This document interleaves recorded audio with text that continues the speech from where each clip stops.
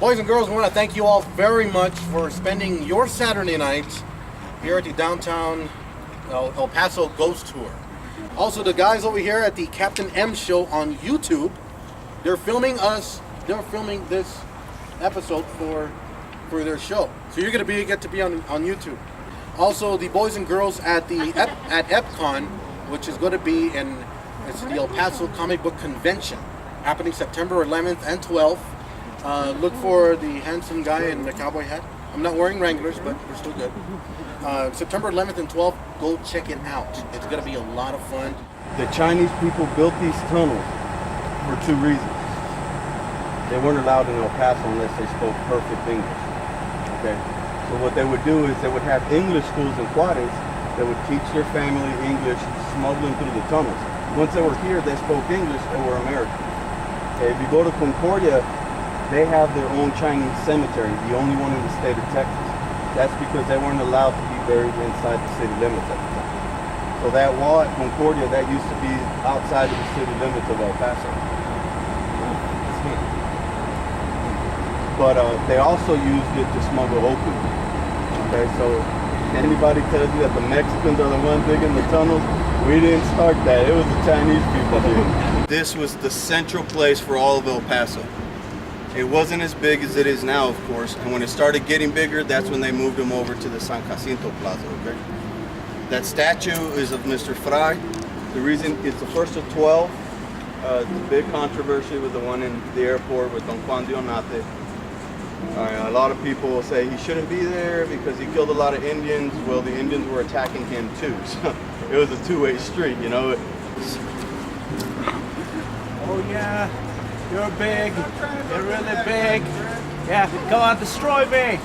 Destroy me. Come on. This building in front of us is probably one of the most important buildings here in El Paso. It's the Caples building. It's owned by Billy Abraham. The guy's a good guy, but he's at war with the city of El Paso. And he refuses to do anything that the city asks him to do because the city doesn't know how to ask correctly. The Mexican Revolution was planned out of the 5th floor of that building right there. You had all the revolutionaries there, Pascual, Pancho Villa, Huerta. The 5th floor of that building is where the Mexican Revolution was planned and the Battle of Juarez. This building in front of us, that is the original Acme Saloon. That is where the famous John Wesley Harding was shot.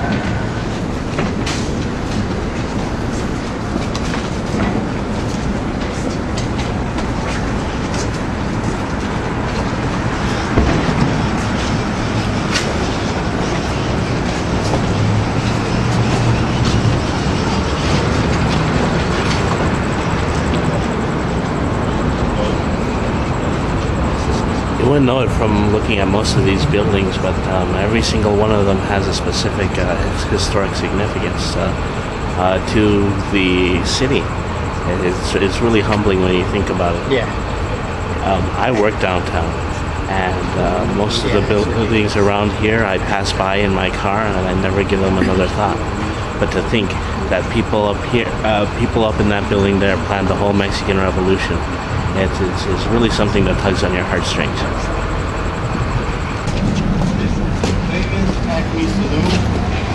These are not the original doors, however, this is where the original doors were at. John Wesley Harding was shot at. It was August 19th, 1895. He was in there having some drinks. I'm going to show you a picture of him. In case anybody here doesn't know who John Wesley Harding is yet.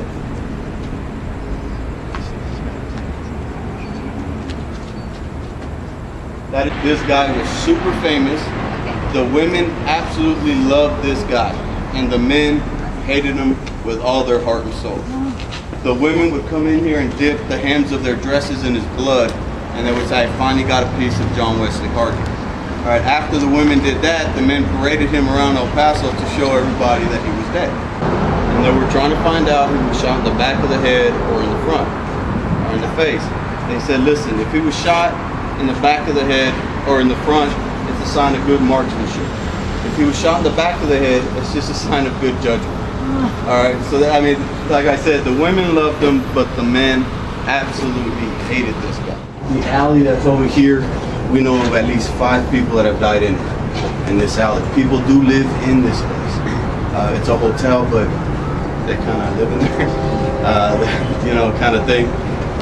But every time we go in there, when the night auditor's here, they'll let us in there and they'll let us go through the whole hotel. All right, we always go to the alley, which I'll take you to right now. We'll do an EVP session there. We want to communicate with the entity that is in this alleyway.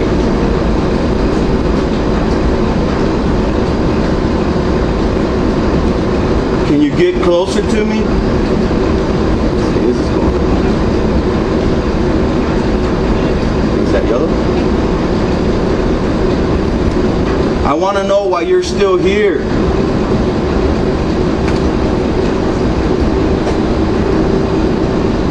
Is that you making those lights move?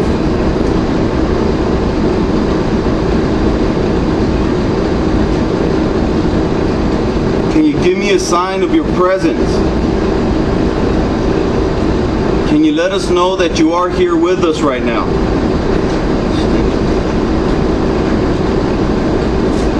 You are not allowed to touch anybody here except me or Tracy, which is her. You have our permission.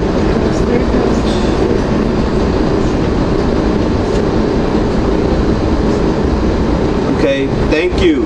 Can you get closer to him? Can you make it go to red?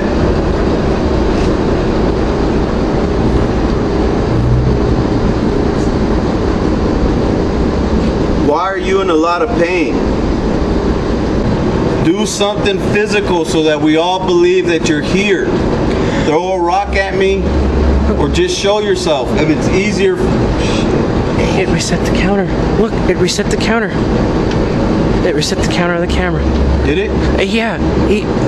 The counters are set. Did you do that? If you did that, make one of these lights turn a different color. We need to know if that was you. Has that ever happened to you? No. No. He's a professional cameraman, guys. This is the first time I met the guy too, alright? So it's not like...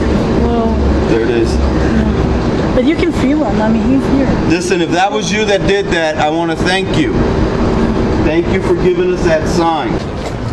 Certainly is an exciting bit of work that you do here.